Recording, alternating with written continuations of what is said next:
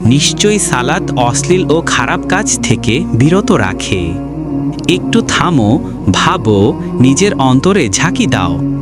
এই যে দিনের পর দিন তুমি নামাজ পড়ছো না, কোরআন থেকেও দূরে সরে যাচ্ছ, আর ধীরে ধীরে লিপ্ত হয়ে পড়ছো একের পর এক গুনাহে, বাজে আড্ডা, অশ্লীল চ্যাট, গান বাজনা, অহেতুক কথা, পর্দাহীন চলাফেরা, খারাপ ভিডিও দেখা, তোমার কি একটুও বুক কাঁপে না?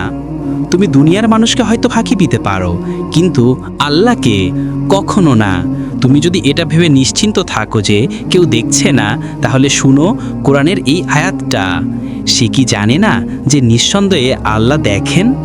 তুমি যা করো, যেভাবেই করো, তোমার রব সব কিছু দেখছেন। এখনো সময় আছে, ফিরে এসো। আল্লাহ তোমার অপেক্ষায় আছেন, তার দরজা এখনো খোলা। তোমার একটুকু আন্তরিক ফিরে আসা তোমার জীবনের মোড় ঘুরিয়ে দিতে পারে। আস্তাগফিরুল্লাহ।